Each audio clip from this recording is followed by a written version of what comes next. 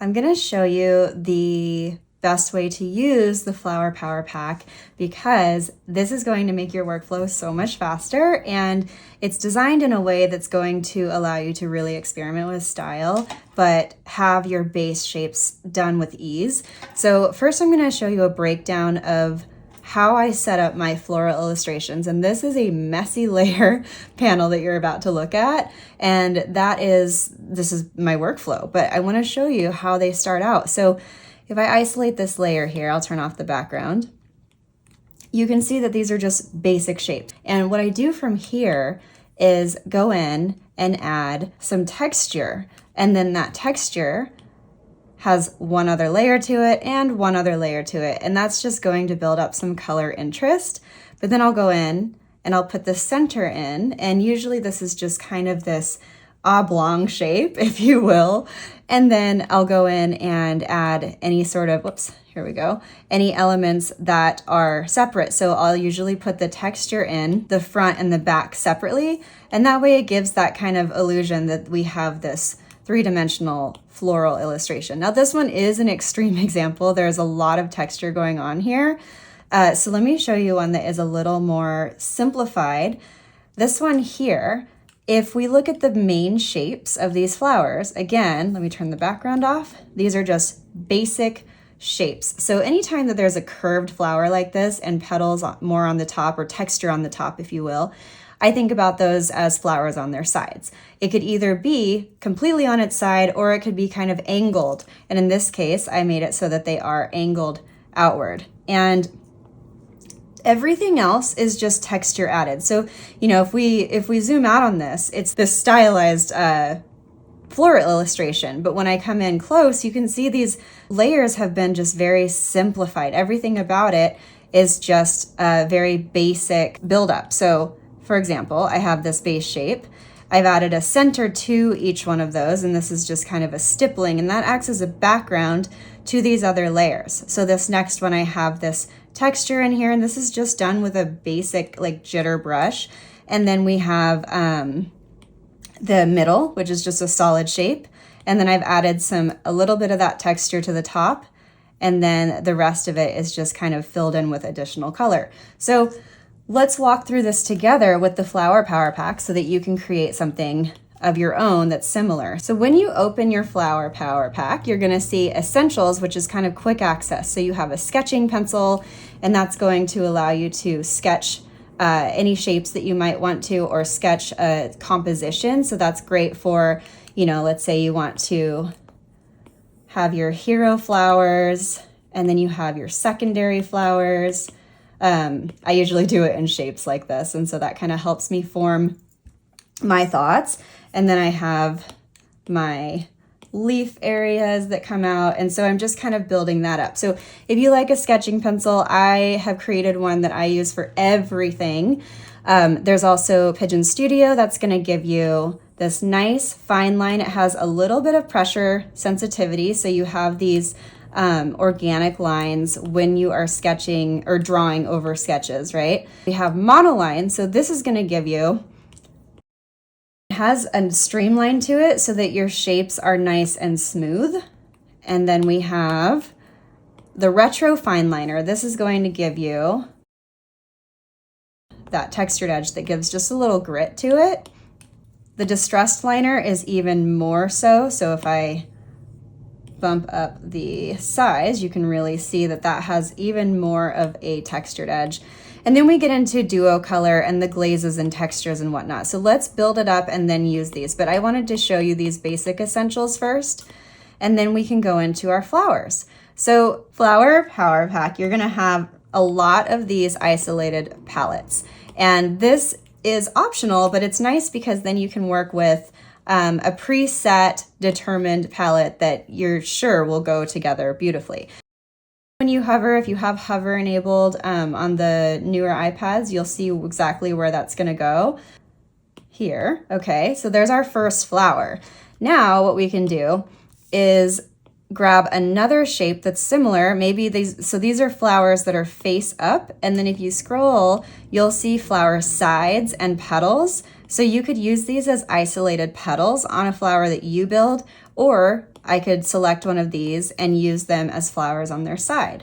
So I can look and see, okay, maybe this is my hero flower, but I want another one, whoops, just kind of poking out here. And then maybe I want another one that's more of a bud, that's a little thinner. I'm gonna move all this down so it's more central. And then from here, I can start building up these layers. So if you continue to go down, I've actually created some centers for you. When you want to speed up your process, it's so nice to be able to have like, okay, I want an oblong kind of wavy texture, or I want something with centers that kind of give the illusion of having individual pieces. There's also some that are a lot taller, so that works really well for like Black Eyed Susan type styles. So I'll just grab an oblong one here, and we want to do this on a separate layer. And when we layer things like this, it's going to allow us to create a nice hierarchy that we can edit independently. So for now, we can go, I'll just choose this kind of dark, this is Flower PowerPack 1 and 2 color palettes. And I'm gonna do this like grayish blue, deeper tone.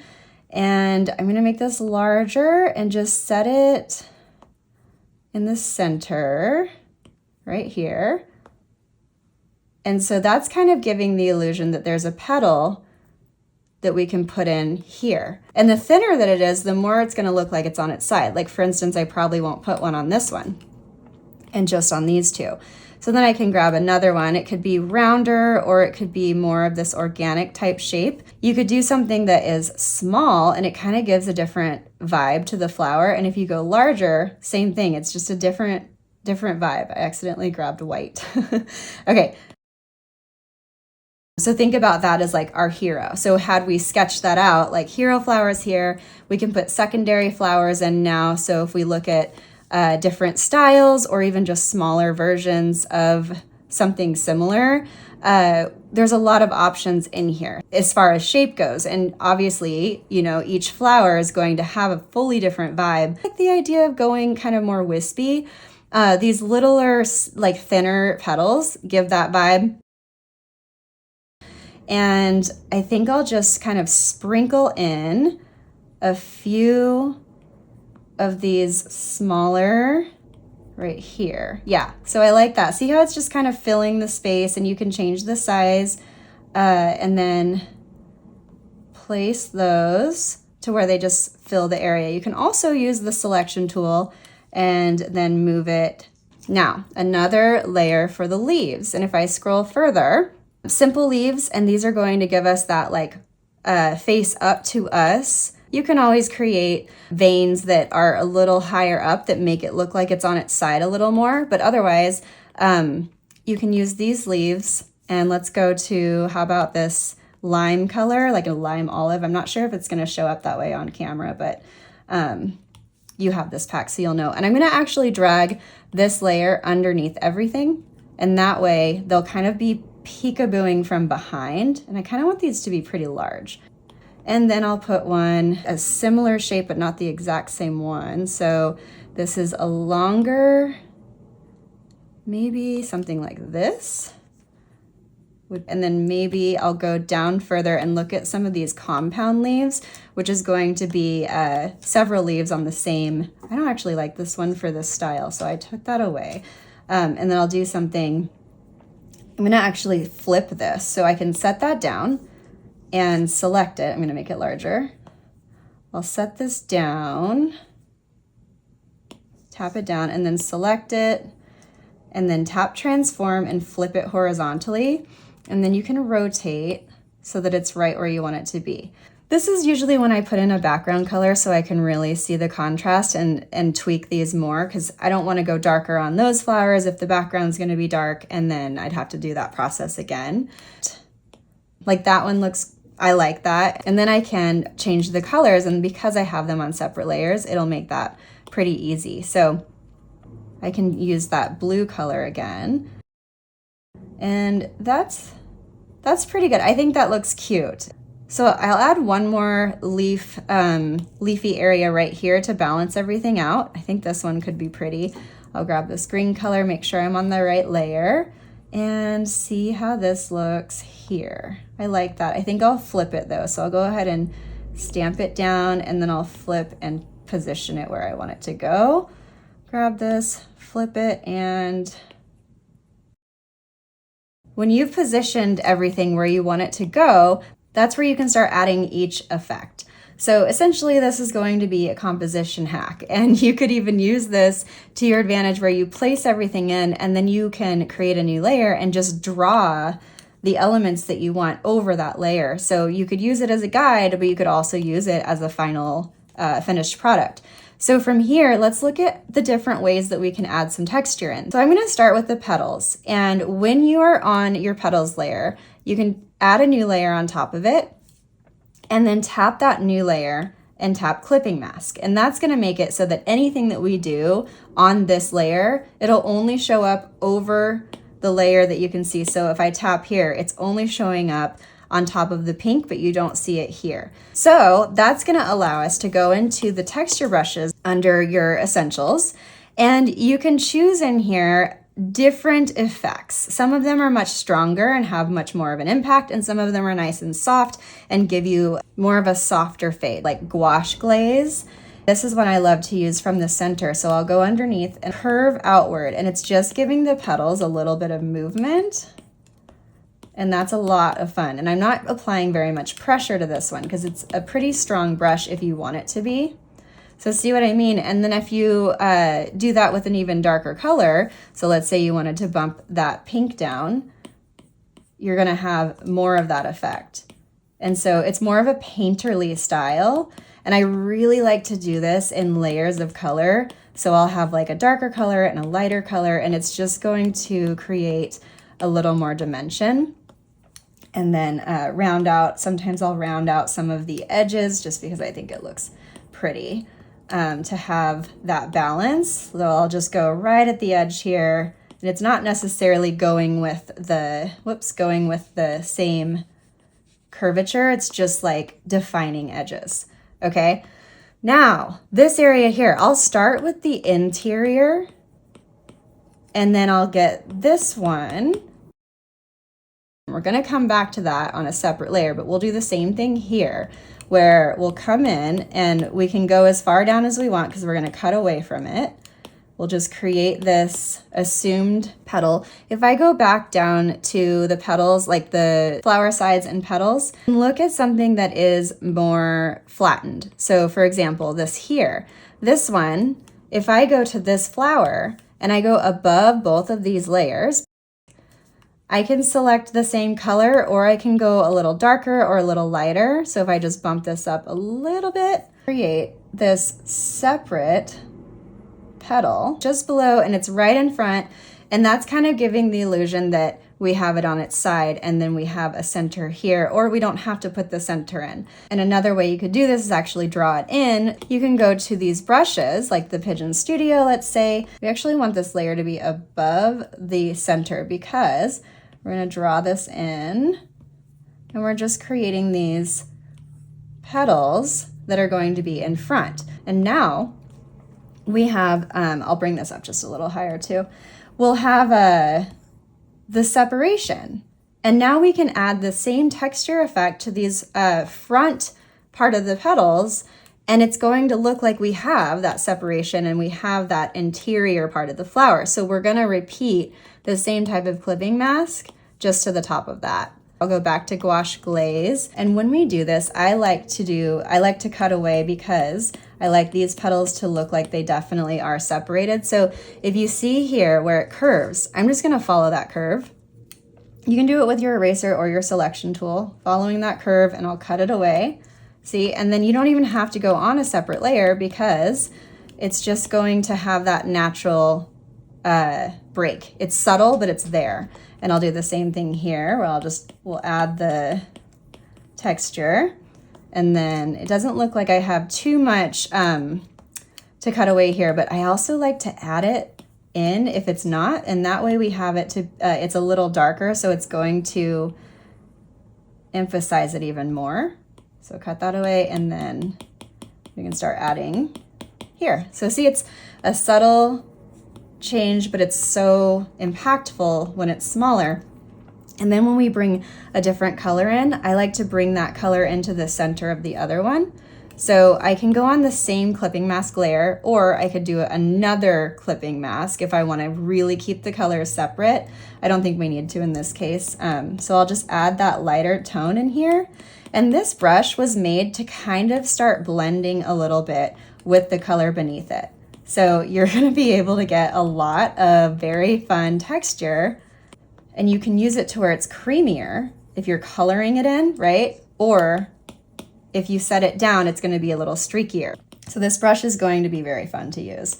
I have created so many pieces with only this brush as the texture part, and it's very, very pretty, the end results. So with your petals, you can add as many texture or as many details or as little as you'd like, however you like to do your highlights and shadows. But let's move on here. We'll create a clipping mask for the centers, and we can go to our palette. I'll grab that darker color, and then look at what we have here. Let's use, so the dense stippler, that's going to give us this nice texture.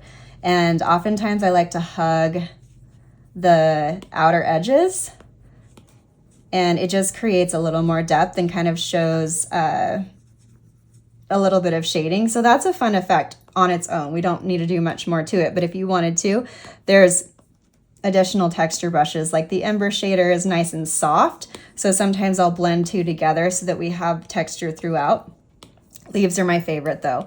So let's look at the leaf layer. Clipping mask on top of that one.